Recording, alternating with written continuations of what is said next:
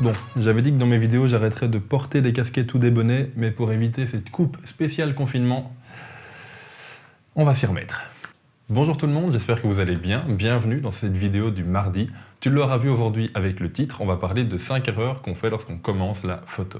J'ai eu cette idée grâce à la chaîne YouTube Explique-moi encore qui a réalisé le même concept de vidéo plus adapté aux vidéastes amateurs. Et d'ailleurs, si tu commences un petit peu dans le domaine de la vidéo, je te conseille de suivre cette chaîne car il y a énormément de très bonnes informations. Je te mets du coup la vidéo en fiche ici et également en lien dans la description. Juste avant de commencer à parler des conseils, ça n'est pas un top, le premier n'est pas plus important que le cinquième et inversement, et c'est pas uniquement 5 seuls conseils, il peut en avoir plein d'autres. Donc si jamais ce concept te plaît, n'hésite pas à le mettre en commentaire et on fera un épisode 2, d'ici quelques semaines en tout cas.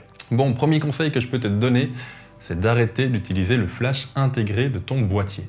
Ça sert à rien, c'est moche et en général ça n'aide pas. Le flash, en règle générale, on va essayer de ne pas l'orienter vers la personne, ou en tout cas vers le sujet qu'on veut photographier.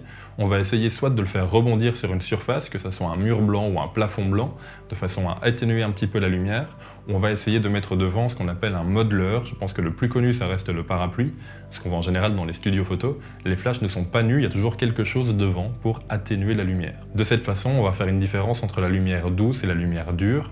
Et très rapidement, je prends ici mon éclairage qui est un simple petit tube LED. Si je le rapproche de mon visage, on va avoir une lumière très dure, c'est-à-dire qu'on va avoir une lumière très marquée sur une partie du visage et on va avoir des ombres très marquées. Et la transition entre les deux va être vraiment très dure, il ne va pas y avoir une très belle transition.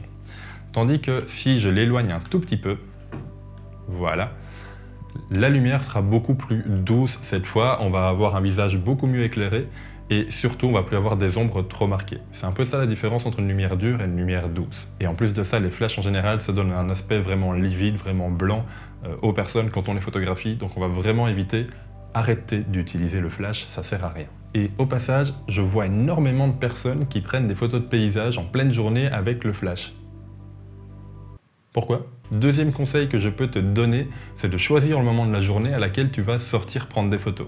Alors c'est pas toujours possible bien évidemment, mais lorsque tu as le choix, évite la période entre 11 et 14-15 heures. C'est généralement la période à laquelle le soleil est au zénith, donc il est le plus haut dans le ciel, et il va du coup te donner une lumière très dure. On se souvient du premier conseil.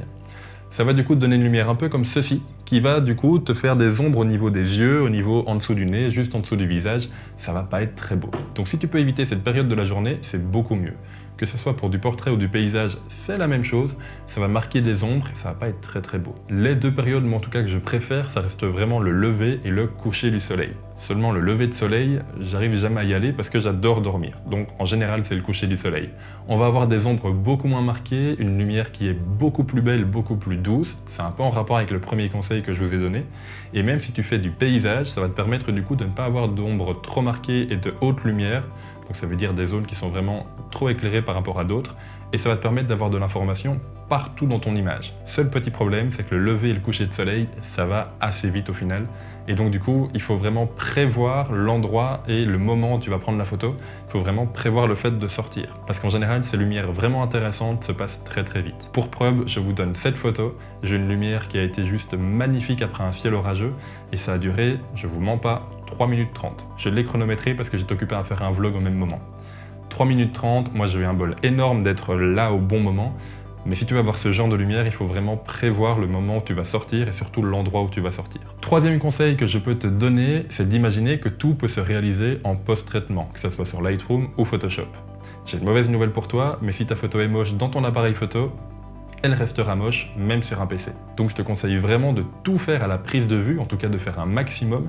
Et si ta photo est réussie dans ton appareil photo, tu arriveras vraiment à avoir quelque chose de super beau, de sublime, sur ordinateur après. La retouche et le développement n'en seront que plus faciles et ça te permettra du coup d'avoir une image juste terrible. Quatrième conseil que je peux te donner, en général quand vous m'envoyez un message sur Instagram pour me demander un petit peu des conseils en photo, je vous demande de m'envoyer 1 à 2 images de façon à voir un petit peu ce que vous faites.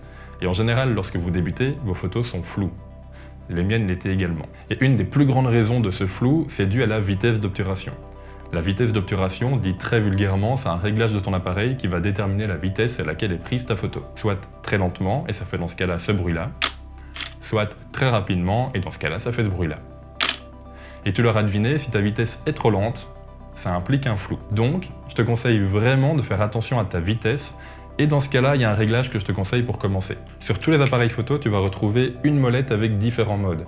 Tu as souvent des modes scène qui sont des modes prédéfinis, tu as un mode automatique qui est souvent d'ailleurs de la couleur verte, et ensuite tu as 4 modes PSAM. Ces 4 modes-là, tu vas les retrouver partout. Le M indique bien évidemment une gestion totalement manuelle de ton appareil, et si tu débutes, c'est peut-être pas le bon moment de commencer à chipoter à tout ça, mais le PSA va t'induire 3 modes automatiques. Et celui que je te conseille vraiment pour débuter, pour pas te prendre la tête avec tout ça, c'est le mode P. En gros, l'appareil va choisir le meilleur réglage, c'est un mode vraiment presque automatique. Et lorsqu'il va choisir ça pour toi, tu vas avoir en dessous de ton image, quand tu regardes dans ton viseur ou dans ton écran, 3 paramètres qui vont changer suivant ton image.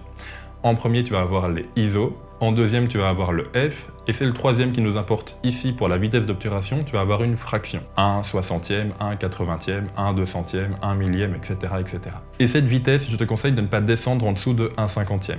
1 cinquantième pour moi est vraiment le minimum pour ne pas avoir de photos floues, du moins quand tu débutes. Et rapidement, il y a une règle pour s'assurer de ne pas avoir du tout de photos floues grâce à cette vitesse, c'est d'avoir une vitesse qui est l'inverse de sa focale.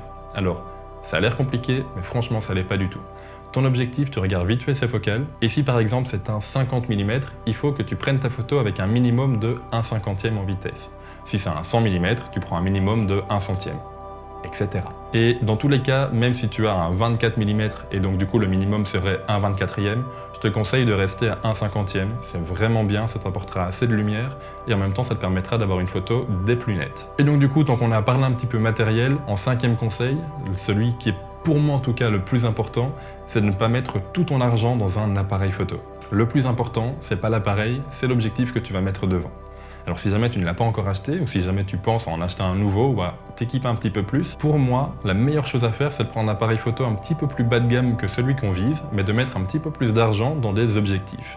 Je vais te mettre d'ailleurs en description de cette vidéo une liste d'objectifs assez longue à mon avis pour Canon, Nikon, Sony, Fuji et Lumix. Ça paraît déjà bien, ces 5 marques-là, je pense que c'est les 5 plus grosses. Ce sont des objectifs que je vais essayer le moins cher possible, mais pour moi le meilleur rapport qualité-prix. Avoir un bon objectif, c'est vraiment essentiel. Dis-toi que c'est un peu comme si tu regardais au travers une vitre. Si elle est sale, griffée et en plastique, tu vas pas voir aussi bien que si c'est devant une belle vitre en verre bien propre. Ben c'est pareil avec ton appareil photo.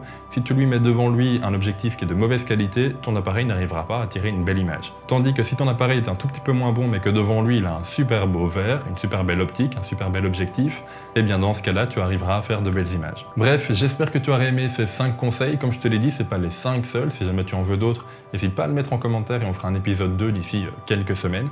Si jamais tu as bien aimé cette vidéo, n'hésite pas à laisser un j'aime, un commentaire et pourquoi pas à t'abonner pour être tenu au courant des nouvelles sorties de vidéos.